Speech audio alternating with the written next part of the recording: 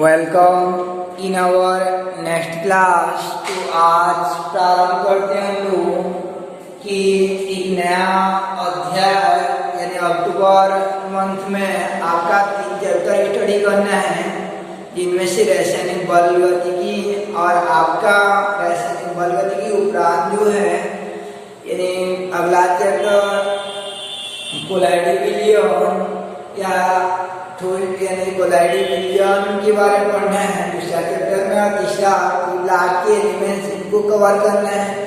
तो आज प्रारंभ करते हैं हम लोग की रासायनिक बल गतिकी यानी केमिकल काइनेटिक्स मीन्स क्या रहता है रासायनिक बल गतिकी, और ये चैप्टर से संबंधित तथ्यों को और इनसे संबंधित न्यूमेरिकल क्वेश्चन जो बोर्ड एग्जाम में और मेन एग्जाम दोनों में, बोर्ड एग्जाम और कॉम्पिटिशन एग्जाम दोनों में आते हैं। तो पहले स्टार्ट करते हैं कि ये बल गतिकी शब्द का अभिप्राय क्या रहता है, यानी केमिकल काइनेटिक्स बल गतिकी का मीन्स क्या हो जाएगा। तो बल गतिकी केमिकल काइनेटिक्स जो है वह रसायन का जैसे शाखा रहता है, तो रसायन का अलग अलग प्रकार की शाखाएं रहती हैं। जैसे रसायन का वह शाखा जिसके अंतर्गत विभिन्न अभिक्रियाओं में होने वाला ऊष्मा परिवर्तन का अध्ययन किया जाता है कि अभिक्रिया में कितना ऊष्मा निकलती है, वह कितना ऊष्मा प्राप्त होती है, उन सभी का जहाँ पे अध्ययन किया जाता है। तो रसायन का उस सिद्धांत को कहा जाता है थर्मोडायनेमिक्स यानी उष्मागतिकी कहते हैं। और रसायन की वह शाखा जिसके अंदर कोई ठोस और उसके आंतरिक गुणों का अध्ययन किया जाता है, तो रसायन की उस शाखा को ठोस प्रावस्था यानी सॉलिड स्टेज कहते हैं, क्रिस्टलोग्राफी कहा जाता है। तो ऐसे रसायन बल गतिकी जो है रसायन का एक प्रकार का शाखा है। तो रसायन का एक प्रकार का शाखा है, तो उसमें क्या किया जाता है, किसके बारे में स्टडी किया जाता है। जैसे ऊर्जा की मीन्स होता है आपका जहाँ पे ऊर्जा विज्ञान का अध्ययन किया जाता है, ऊर्जा की कहलाता है। जूलॉजी मीन्स जहाँ पे प्राणियों का अध्ययन किया जाता है, जूलॉजी। ऐसे जो है रसायन का एक प्रकार का ब्रांच या शाखा रहता है जहाँ पे किसका अध्ययन करते हैं कि कोई रासायनिक अभिक्रिया अभिकारक से उत्पाद में कितना स्पीड से केंद्रित होता है, अभिक्रिया उत्पाद में कितना स्पीड से वह परिवर्तित होता है, उन सबका जहाँ पे स्टडी किया जाता है। तो रसायन का रासायनिक अभिक्रिया में अभिकारक कितना तीव्रता से उत्पाद में बदलता है, अभिक्रिया में भाग लेने वाले पदार्थ को अभिकारक और बनने वाले पदार्थ को उत्पाद कहते हैं। तो ये अभिकारक कितना स्पीड से ये उत्पाद में कन्वर्ट होता है, इनका स्टडी यहाँ इस ब्रांच में की जाती है। तो रसायन की उस शाखा को कहा जाता है यानी अभिक्रिया में होने वाले अभिक्रिया के वेग का अध्ययन किया जाता है, और साथ साथ इसका माध्यम यानी कौन से मैकेनिज्म यानी क्रियाविधि, इसका क्रियाविधि कैसे रहता है कि कितना भाग अभिकारक भाग लेता है, कितना भाग उत्पाद बनता है। तो इन सब का यहाँ पे अध्ययन किया जाता है। तो रसायन का शाखा को कहा जाता है बल गतिकी कहते हैं। तो इस प्रकार से बल गतिकी में हो जाता है जहाँ पे इसका अध्ययन किया जाता है कि अभिक्रियाओं का वेग एवं उन अभिक्रियाओं का क्रियाविधि का अध्ययन किया जाता है, मैकेनिज्म का। तो रसायन की उस शाखा को रासायनिक बल गतिकी कहते हैं। इस प्रकार से रसायन विज्ञान की वह शाखा, रसायन विज्ञान की वह शाखा जिसके अंतर्गत विभिन्न अभिक्रियाओं के वेग एवं उनके क्रियाविधि का अध्ययन किया जाता है, रासायनिक बल गतिकी कहलाता है। रसायन की वह शाखा जिसके अंतर्गत विभिन्न अभिक्रियाओं के वेग एवं उनके क्रियाविधि का अध्ययन किया जाता है, उस शाखा को कहते हैं केमिकल काइनेटिक्स, रासायनिक बल गतिकी कहा जाता है। तो इस प्रकार से बल गतिकी शब्द का अभिप्राय हो जाता है आपका, यानी रासायनिक बल गतिकी का अभिप्राय हो जाएगा कि रासायनिक बल गतिकी में होता है कि रसायन विज्ञान की वह शाखा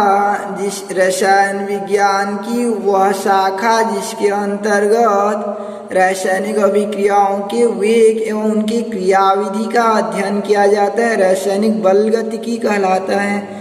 रसायन विज्ञान की वह शाखा जिसके अंतर्गत रासायनिक अभिक्रियाओं के वेग एवं उनकी क्रियाविधि का अध्ययन किया जाता है, रासायनिक बल गतिकी कहलाता है। अब आगे देखते हैं कि बल गतिकी या अभिक्रिया के वेग के आधार पर अभिक्रियाओं के प्रकार। तो बल गतिकी के आधार पर अभिक्रियाओं के प्रकार, तो बल गतिकी या अभिक्रिया के वेग के आधार पर अभिक्रियाएं 3 प्रकार का होता है, जिनमें से पहला रहता है आपका कि तीव्र अभिक्रिया और दूसरा मंद अभिक्रिया और तीसरा रहता है आपका अति मंद अभिक्रिया। तो रासायनिक अभिक्रिया का यानी बल गतिकी क्या था, रसायन की वह शाखा जिसके अंतर्गत विभिन्न अभिक्रियाओं के वेग एवं उनकी क्रियाविधि का अध्ययन किया जाता है। तो रसायन की उस शाखा को रासायनिक बल गतिकी कहते हैं। अब ये रासायनिक बल गतिकी या अभिक्रिया के वेग के आधार पर अभिक्रियाएं 3 प्रकार का रहता है, यानी अभिक्रिया के वेग के आधार पर अभिक्रिया 3 प्रकार का रहता है। पहला होता है आपका तीव्र अभिक्रिया, पहला होता है थार्ड रिएक्शन। तो तीव्र अभिक्रिया किसे कहते हैं, तो ऐसा अभिक्रिया जिनको संपन्न होने के लिए बहुत कम समयावधि की आवश्यकता होती है, उन्हें तीव्र अभिक्रिया कहते हैं। इनमें रासायनिक अभिक्रियाएं जो अत्यंत अल्प समय में संपन्न हो जाती हैं, तीव्र अभिक्रियाएं कहलाती हैं। जैसे सिल्वर नाइट्रेट के सॉल्यूशन में सोडियम क्लोराइड को मिक्स करवाते हैं, सिल्वर नाइट्रेट के विलयन में सोडियम क्लोराइड को मिक्स करवाते हैं। तो सिल्वर नाइट्रेट में ये Ag+ के रूप में और NO3 माइनस के रूप में रहता है, और NaCl में Na+ के रूप में और Cl माइनस के रूप में जब मिलाते हैं तो आयनों का एक्सचेंजिंग हो जाता है, इधर का धन आयन इधर के विनायन से अभिक्रिया करेगा। तो एक तो बन जाता है आपका Ag और Cl, और दूसरा बन जाता है आपका ये NaNO3 से अभिक्रिया करता है, दूसरा बन जाएगा आपका NaNO3। तो ये AgCl अवक्षेप प्रेसिपिटेट के रूप में प्राप्त होता है, यानी अवक्षेप के रूप में प्राप्त होता है, प्रेसिपिटेट के रूप में। तो यह अवक्षेप या प्रेसिपिटेट इतना तीव्र गति से संपन्न होता है कि इनको मिलाते ही अभिक्रिया कंप्लीट हो जाता है। जैसे ही मिलाते हैं वैसा ही अवक्षेप प्राप्त हो जाता है। तो ऐसे अभिक्रिया को तीव्र अभिक्रिया कहते हैं। इस प्रकार से वे रासायनिक अभिक्रियाएं जो अत्यंत अल्प समयावधि में संपन्न हो जाते हैं, तीव्र अभिक्रियाएं कहलाती हैं। एग्जाम्पल हो जाता है सिल्वर नाइट्रेट के विलयन में सोडियम क्लोराइड का विलयन मिलाने पर सिल्वर क्लोराइड का शीघ्रता से अवक्षेपित होना तीव्र अभिक्रिया का उदाहरण हो जाता है। यानी ये था आपका तीव्र अभिक्रिया जो अत्यंत अल्प समय में संपन्न हो जाते हैं, उन्हें तीव्र अभिक्रिया कहते हैं। जैसे माचिस को जलाते ही, यानी माचिस को जलाकर जैसे ही बारूद लगाते वैसे ही फटाका विस्फोट हो जाता है। तो फटाका का फटना जो तीव्र अभिक्रिया के अंतर्गत आता है, जैसे ही जलाते हैं वैसा ही विस्फोट हो जाता है, तो वह अभिक्रिया तीव्र अभिक्रिया हो जाएगा। या पेट्रोल में जैसे ही माचिस को डालते हैं तो तुरंत आग पकड़ जाता है, तो वह अभिक्रिया क्या हो जाता है आपका तीव्र अभिक्रिया हो जाता है। ऐसी अभिक्रियाएं जिनके संपन्न होने के लिए बहुत कम समयावधि की आवश्यकता होती है, तीव्र अभिक्रियाएं कहलाती हैं। अर्थात वे अभिक्रियाएं जो अत्यंत अल्प समय में संपन्न हो जाती हैं, तीव्र अभिक्रियाएं कहलाती हैं। दूसरा देखते मंद अभिक्रिया यानी मंद अभिक्रिया। तो मंद अभिक्रिया मीन्स क्या रहता है, तो ऐसा अभिक्रिया जिनके संपन्न होने के लिए कुछ समय की आवश्यकता होती है। ऐसा अभिक्रिया जिनके संपन्न होने के लिए कुछ समय यानी मिनटों की आवश्यकता होती है, कुछ समयावधि की आवश्यकता होती है, उन्हें मंद अभिक्रिया कहते हैं। जैसे हाइड्रोजन पराक्साइड को हीट करते हैं तो ये H2O और नवजात O में परिवर्तित हो जाता है, यानी ऑक्सीजन में फिर बात बदल जाते हैं।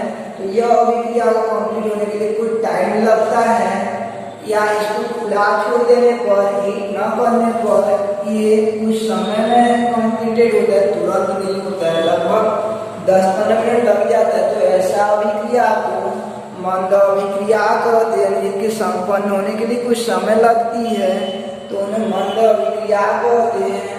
तो इस प्रकार से दूसरा मंद अभिक्रिया क्या हो जाएगा कि वह अभिक्रियाएं जो कुछ समय अंतराल में संपन्न होती हैं मंद अभिक्रियाएं कहलाती हैं। पहला था तीव्र अभिक्रियाएं कि वह अभिक्रियाएं जो शीघ्रता से संपन्न हो जाती है, वह अभिक्रियाएं जो अत्यंत अल्प समय में संपन्न हो जाती है तीव्र अभिक्रियाएं कहलाती है। दूसरा मंद अभिक्रिया कि वह अभिक्रियाएं जो कुछ समयांतराल में संपन्न होती हैं मंद अभिक्रियाएं कहलाती है। जैसे हाइड्रोजन पराक्साइड का अपघटन मंद अभिक्रिया के अंतर्गत आता है।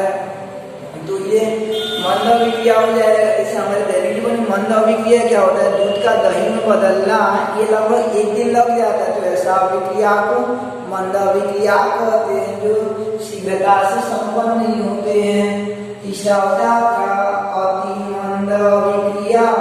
अति मंद अभिक्रिया यानी तीसरा अभिक्रिया हो जाता है आपका अति मंद अभिक्रिया। तो रही बात अति मंद अभिक्रिया किसे कहेंगे, तो अति मंद अभिक्रिया जो है कि ऐसा अभिक्रिया जिनके संपन्न होने के लिए अत्यधिक समय लग जाती है, बहुत अधिक समय लगती है, उन्हें मंद अभिक्रिया कहते हैं। जैसे लोहे में जंग लगना, ये Fe2O3 × Xl2, ये आपका रस्ट जंग का फार्मूला होता है। तो ये एग्जाम्पल हो जाएगा। या फलों का पकना, यानी फलों का पकना ये भी धीरे धीरे संपन्न होता है। तो ऐसा अभिक्रिया को मंद अभिक्रिया कहते हैं। फलों का पकना ये मंद अभिक्रिया हो जाएगा। या दीवार के रंगों का गायब होना मंद अभिक्रिया हो जाता है।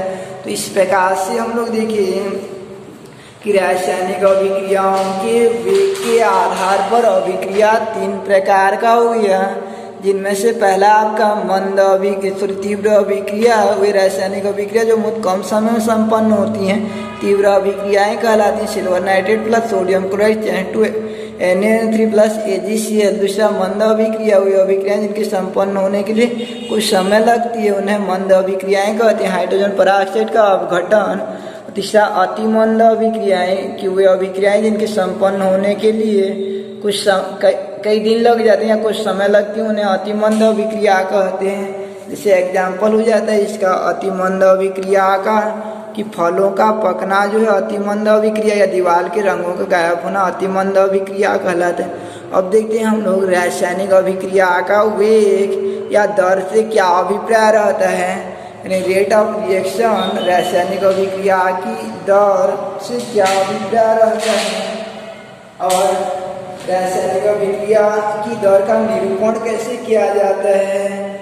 तो रेट ऑफ रिएक्शन यानी रासायनिक अभिक्रिया के दर को देखेंगे। तो रेट ऑफ रिएक्शन रासायनिक अभिक्रिया का दर, तो कोई रासायनिक अभिक्रिया कितना स्पीड से कोई रासायनिक अभिक्रिया संपन्न होती है, वह कितना स्पीड से अभिकारक से उत्पाद में बदलती है, तो उसी को कहा जाता है रासायनिक अभिक्रिया का दर कहा जाता है या वेग कहते हैं।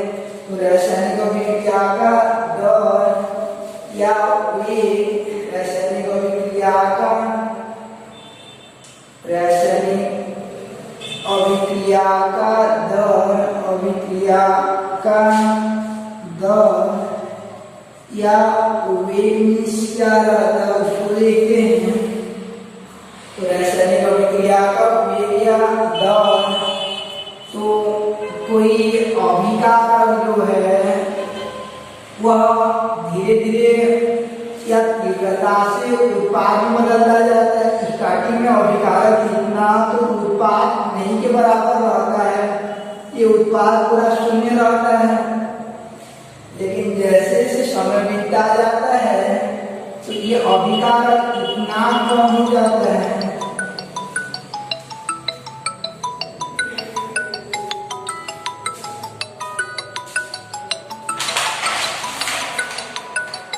तो रासायनिक अभिक्रिया की दर में ये अभिकारक जो है इतना कम हो जाता है, तो उत्पाद इतना बन जाता है। मान लीजिए अभिकारक इतना कम हो जा रहा है तो ये उत्पाद में बदलकर इतना हो जा रहा है।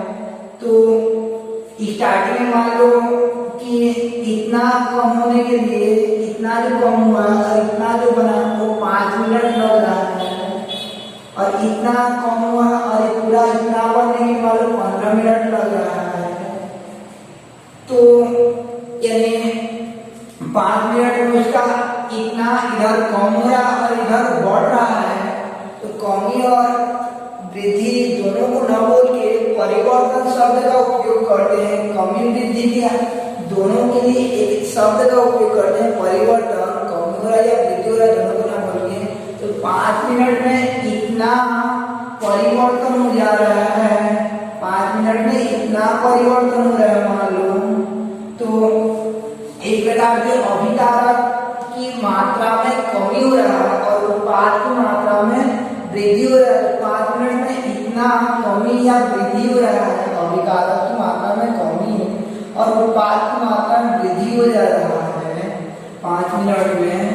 तो 1 मिनट में कितना होगा? 1 मिनट में मान लो 5 मिनट में इतना परिवर्तन हो रहा है तो 1 मिनट में कितना कमी होगा और इधर 1 मिनट में कितना वृद्धि होगा। यानी 1 मिनट में जो परिवर्तन होगा यानी कमी या वृद्धि इतना होता है, उसी को रासायनिक अभिक्रिया का दर कहते हैं। कि प्रति मिनट, तो केवल मिनट शब्द का उपयोग नहीं करते हैं, एकांश समय शब्द का उपयोग करते हैं। एकांश समय बोलने का अर्थ होता है कि वह 1 मिनट भी हो सकता है, 1 सेकंड भी हो सकता है। यानी एकांश समय बोलने से वह कुछ भी हो सकता है, 1 मिनट, 1 सेकंड, 1 घंटा, 1 दिन, यानी एक आना चाहिए उसका मात्रा कुछ भी हो। तो एकांश समयांतराल में ये अभिकारक की मात्रा में कमी को चाहे उत्पाद की मात्रा में वृद्धि को जितना होता है उसी को रासायनिक अभिक्रिया की दर कहते हैं। तो याद रखना रसायन में मात्रा शब्द के स्थान पर सांद्रता शब्द का उपयोग करते हैं, मात्रा के स्थान पर सांद्रता शब्द का उपयोग करते हैं। तो एकांश समयांतराल में अभिकारक की सांद्रता में जितना कमी होता है या उत्पाद की सांद्रता में जितना वृद्धि होता है उसी को रासायनिक अभिक्रिया का दर कहते हैं। रासायनिक अभिक्रिया का दर रेट ऑफ रिएक्शन मींस क्या हो जाएगा कि एकांश समयांतराल में अभिकारक की सांद्रता में होने वाला कमी या उत्पाद की सांद्रता में होने वाला वृद्धि को रासायनिक अभिक्रिया की दर कहते हैं। एकांश समयांतराल में अभिकारक की सांद्रता में होने वाला कमी या उत्पाद की सांद्रता में होने वाला वृद्धि को रासायनिक अभिक्रिया का दर कहते हैं, रेट ऑफ रिएक्शन कहा जाता है।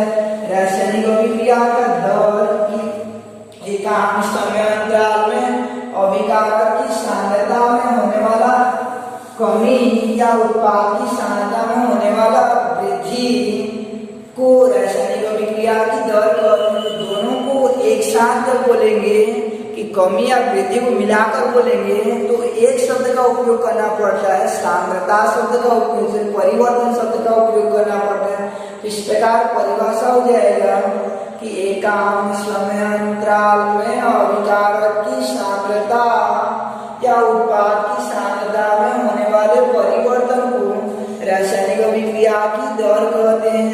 अर्थात एकांक समयांतराल में अभिकारक या उत्पाद की सांद्रता में होने वाला परिवर्तन को रासायनिक अभिक्रिया की दर कहते हैं।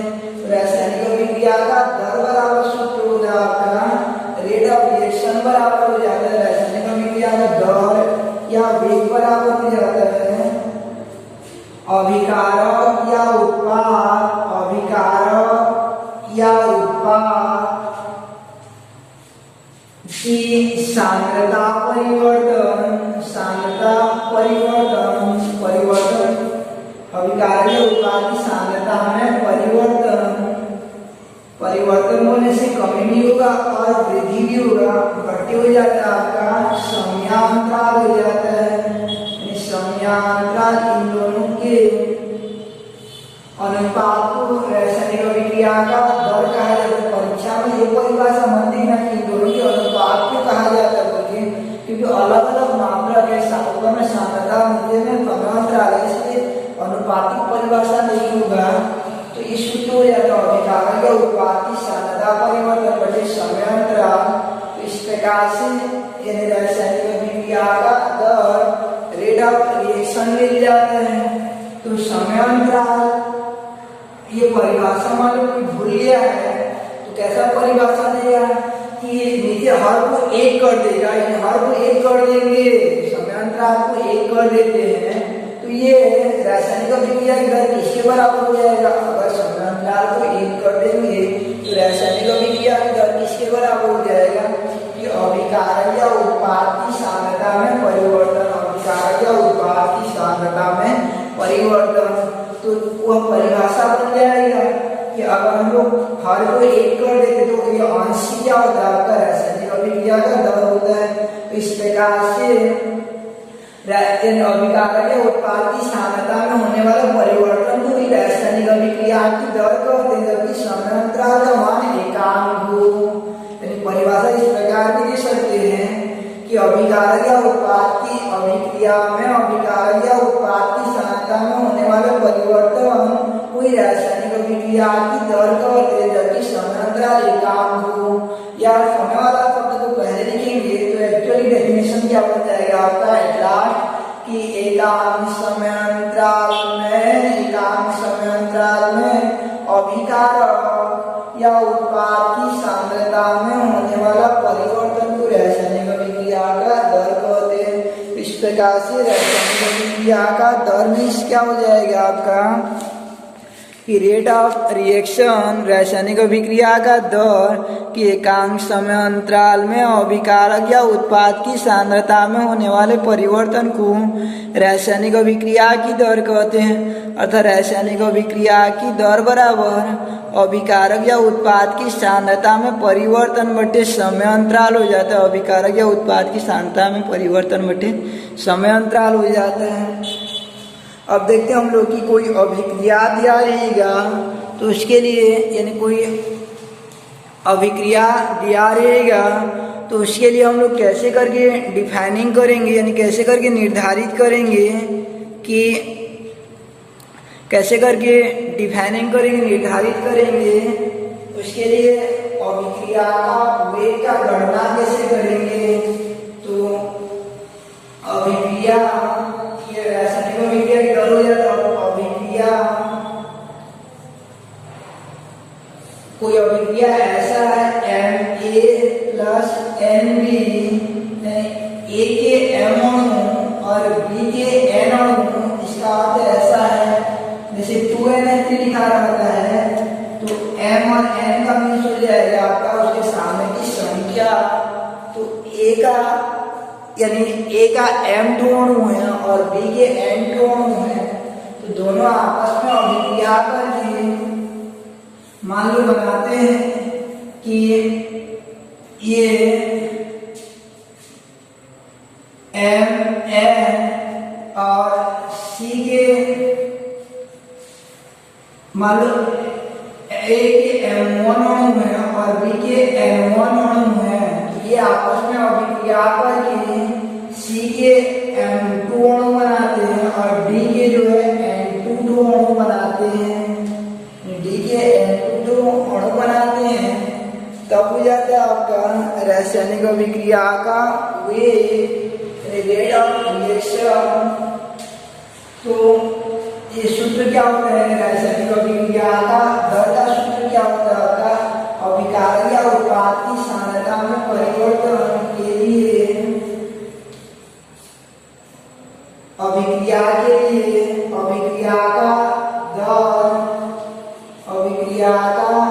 दर बराबर हो जाता है आपका कि अभिकारक या उत्पाद की सांद्रता में परिवर्तन। तो याद रखिए ना, ये केवल सिंपल ए दिखता रहेगा तो उसको पढ़ा जाता है अभिकारक ए से पढ़ा जाता है।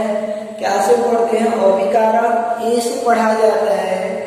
अगर केवल ए दिखता रहेगा तो ए को अगर ब्रैकेट में क्लोज कर देंगे ना, ए को अगर ब्रैकेट में क्लोज कर देंगे बड़ा ब्रैकेट में, तो उसका अर्थ हो जाता है ए की सांद्रता।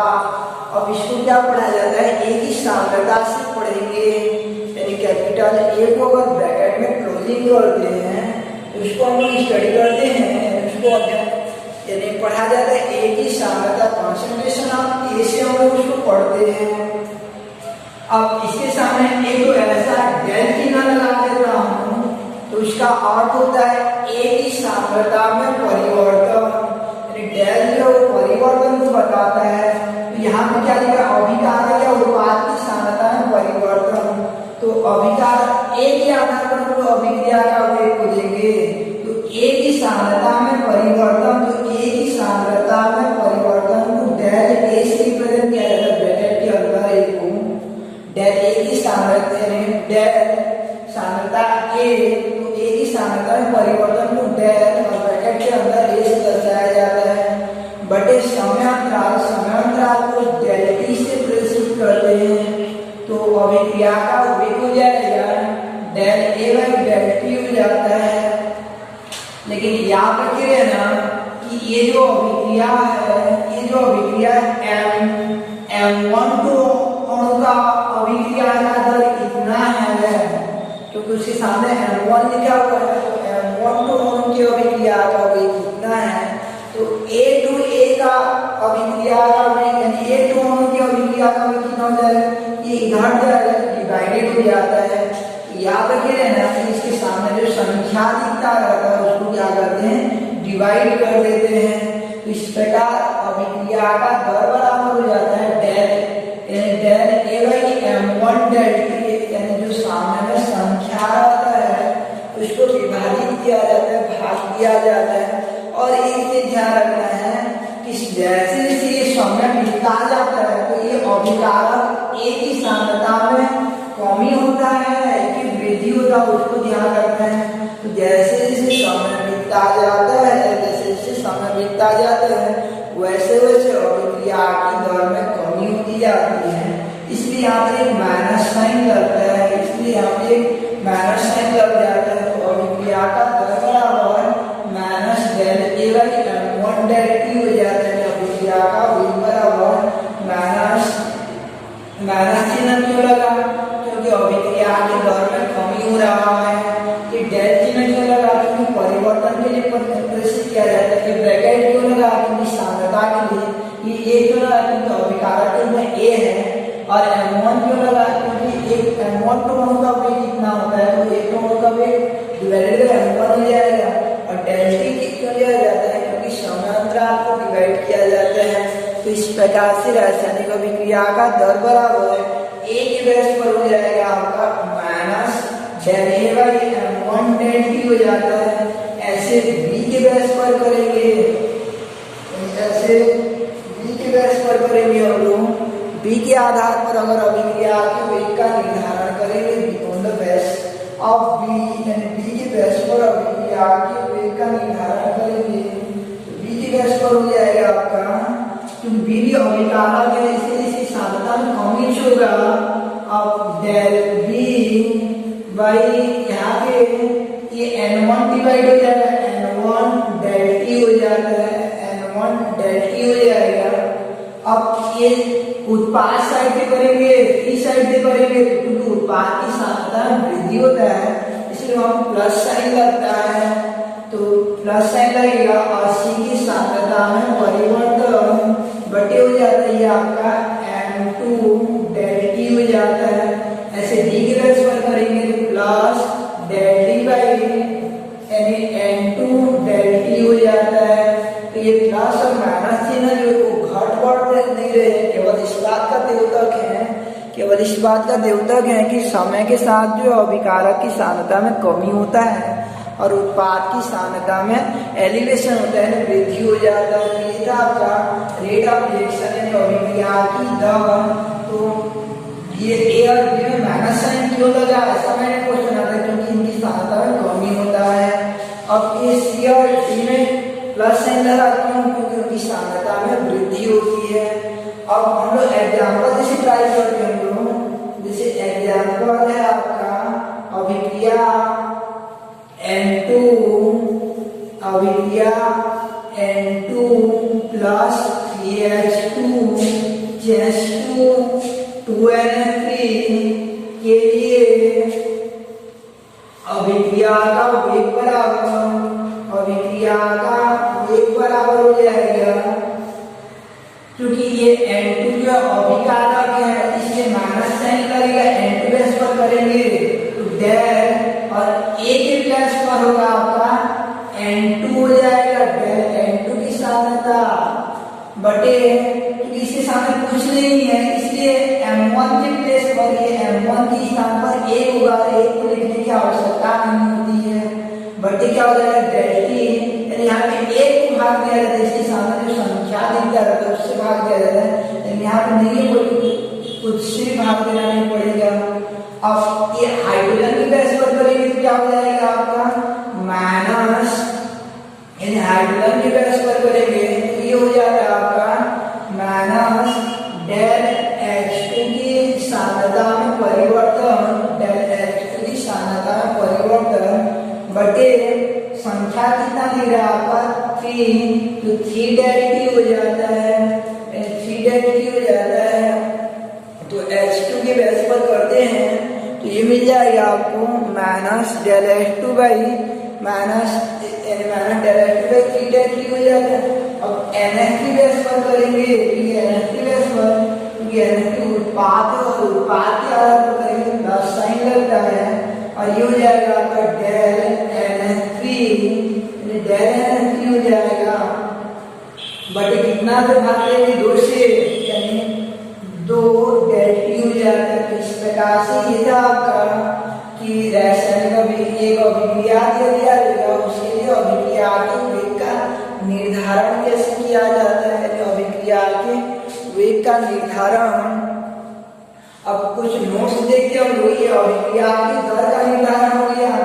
अब ऐसा रहेगा कि स्पेशली यहाँ पे ये दे दिया रहेगा, जैसे ऐसा दिया रहेगा अभिक्रिया का वेग न देकर विलुप्त होने की दर और बनने की दर दिया रहता है, विलुप्त होने की दर और बनने की दर दिया रहेगा। जैसे ये दिया रहेगा आपका कि A के, क्योंकि A अभिकारक और अभिकारक धीरे धीरे कम होगा या लुप्त होगा या कमी होगा या विलुप्त होगा, तो अभिक्रिया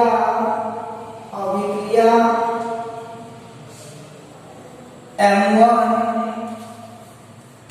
में ये A के लुप्त होने की दर, A के विलुप्त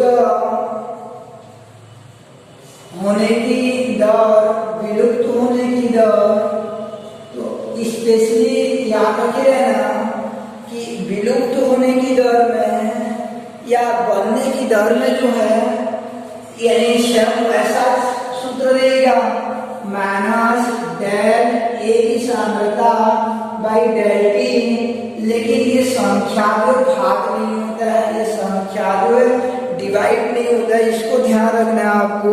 विलुप्त होने की दर और बनने की दर में ये संख्या जो डिवाइड नहीं होता है, ये संख्या जो भाग नहीं दिया जाता है, ये हो जाएगा आपका माइनस डेली बाई डेल्टी हो जाते हैं, एक साथ सब विलुप्त होते हैं तो ये संख्या का भाग नहीं दिया जाता है, यानी यहाँ वन नहीं होगा। ऐसे बी के विलुप्त होने की दर हो जाएगा आपका, बी के विलुप्त होने की दर जो है ये हो जाएगा आपका minus del B by del t हो जाता है।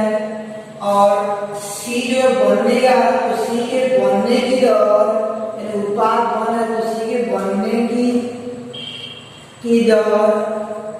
की दर जो है ये हो जाएगा आपका, किसी उत्पाद है इसलिए प्लस होगा बाई डेल टी हो जाएगा, यानी संख्या का भाग नहीं दिया जाएगा बाकी सम रहेगा। ऐसे टी के बनने की दर हो जाएगा आपका plus del t by del t हो जाता है। तो ये था आपका कि विलुप्त होने की दर और बनने की दर जो है। जैसे हम लोग एक एग्जाम्पल ट्राई करते हैं, अभिक्रिया, जैसे एग्जाम्पल अभिक्रिया 2SO2 plus O2 change to 2SO3 के लिए, ये अभिक्रिया के लिए आपका यानी पहला SO2 है तो SO2 धीरे धीरे गायब होगा यानी खत्म होगा तो विलुप्त हुआ बोलते हैं। तो अभिक्रिया के लिए SO2 के विलुप्त होने की दर, विलुप्त होने की दर हो जाएगा आपका कि SO2 लुप्त हो रहा है तो SO2 की सांद्रता में परिवर्तन बटे हो जाएगा आपका डेल टी हो जाएगा। माइनस साइन के समान यहाँ पे संख्या का भाग नहीं दिया जाता है, ये ध्यान रखना है आपको, संख्या का भाग नहीं देंगे। अब ऐसे ये O2 यानी O2 के विलुप्त होने की दर हो जाएगा आपका, विलुप्त होने की दर जो है हो जाएगा आपका minus del O2 by del t हो जाता है। और लास्ट में SO3 के बनने की दर, SO3 बन रहा है तो SO3 के बनने की दर हो जाता है आपका, यानी ये प्लस साइन में होगा क्योंकि बन रहा है उत्पाद है तो SO3 बाई डेल टी हो जाता है, प्लस साइन हो जाता है। इस प्रकार से आप देखिए हम लोग कि ये अभिक्रिया का वेग, वो एक अभिक्रिया के लिए अभिक्रिया के वेग का निर्धारण कैसे किया जाता है। जैसे ये अभिक्रिया है तो इसके लिए बनने की दर, विलुप्त होने की दर और रासायनिक अभिक्रिया की दर ऊपर में दिया गया, तो रासायनिक अभिक्रिया की दर में जो है भाग दिया जाता है और बनने और विलुप्त होने की में भाग नहीं दिया जाता है, और नीचे में एग्जाम्पल हो जाएगा। तो इस प्रकार था ये आपका, आज पढ़े हम लोग कि बल गतिकी से स्टार्ट किए थे तो रसायन विज्ञान की वह शाखा जिसके अंतर्गत विभिन्न अभिक्रियाओं के वेग एवं उनकी क्रियाविधि का अध्ययन किया जाता है, रासायनिक बल गतिकी कहलाता है। इसके बाद अभिक्रिया 3 प्रकार का पढ़े, तीव्र अभिक्रिया जल्दी संपन्न हो जाते हैं, मंद अभिक्रिया थोड़ा टाइम लगता है और अति मंद अभिक्रिया बहुत ज्यादा समय लगता है। जैसे विद्यार्थी 3 प्रकार के होते हैं, ये काम को करना जी बोलने से तुरंत 10 मिनट में कर लेंगे तो उनको तीव्र माना जाता है, जो 1-2 दिन में करते हैं उनको मंद अभिक्रिया कहा जाता है, और जो काम में रुई लगा दिए रहते हैं साल भर कंप्लीट नहीं करते तो उन्हें अति मंद अभिक्रिया कहा जाता है। टाइम है ना, इस टाइप का बोलते रहते तो उनको अति मंद अभिक्रिया कहा जाता है। इसी बात है कि रासायनिक अभिक्रिया का दर, रासायनिक अभिक्रिया का दर मीन्स क्या हो जाएगा, एकांक समय अंतराल में अभिकारक या उत्पाद की सांद्रता में होने वाला परिवर्तन को रासायनिक अभिक्रिया की दर कहते हैं। तो नेक्स्ट क्लास में देखेंगे हम लोग कि रासायनिक अभिक्रिया की दर का मात्रक व तात्क्षणिक दर का अभिप्राय